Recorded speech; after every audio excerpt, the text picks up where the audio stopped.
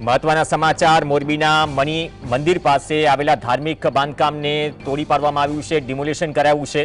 2 વર્ષના કાયદાકીય વિવાદ બાદ આખરે ગેરકાયદેસર બાંધકામ ધરાવતી દરગાહને તંત્રએ ડિમોલિશનની કામગીરી કરી।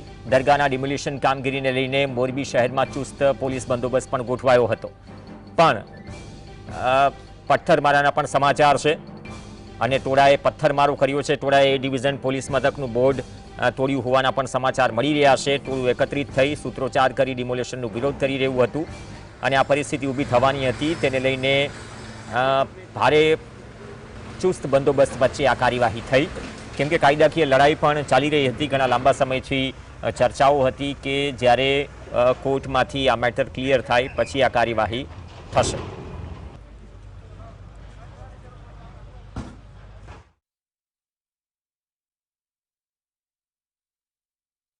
લાંબા સમય બાદ કહી શકાય કે જે ડિમોલેશનની કામગીરી છે તે હાથ ધરવામાં આવી છે। જે પ્રકારે કહી શકાય કે છેલ્લા ઘણા સમયથી આ વિવાદમાં રહેલી જે મણિ મંદિરની બાજુમાં આવેલી જે દરગાહ હતી તેને આજે તંત્ર દ્વારા તોડી પાડવાની કામગીરી છે તે હાથ ધરવામાં આવી છે। જે રીતે કહી શકાય કે 3 થી 4 જેટલા જે હિટાચી મશીન છે તેનો ઉપયોગથી આ જે દરગાહ છે તેને તોડી પાડવામાં આવી છે। 10 થી વધારે જે જેસીબી છે તે પણ કામે લાગ્યા છે। સતત કહી શકાય કે આ જે વિવાદ છે તે વિવાદ વકરતો હતો અને તેને લઈ અને આખરે કહી શકાય કે જે દરગાહ છે તે દરગાહને અત્યારે તોડી પાડવાની કામગીરી છે તે હાથ ધરવામાં આવી છે।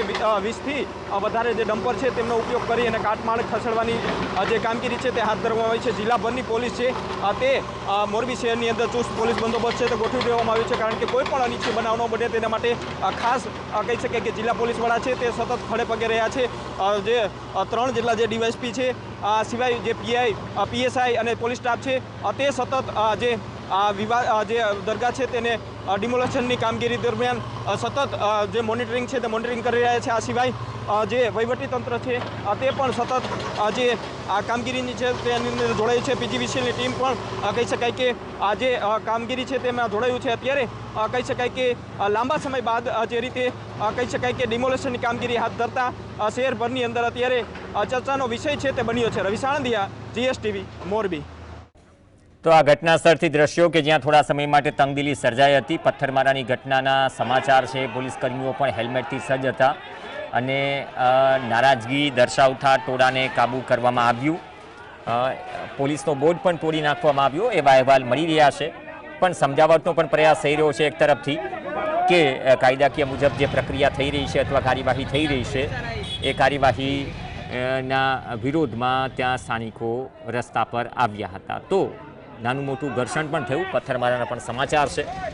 આખરે જે દબાણ હટાવવાનું જે કામગીરી છે લાંબા સમયથી આમ તો ચાલી રહી છે, પરંતુ ધાર્મિક જે જગ્યા છે લાંબા સમયથી કોર્ટ મેટર પણ ચાલી રહી હતી।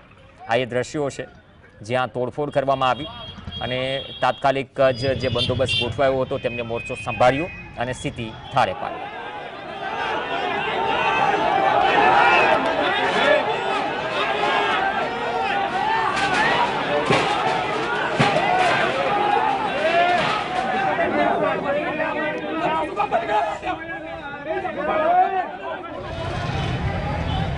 समझदार को इशारा ही काफी है।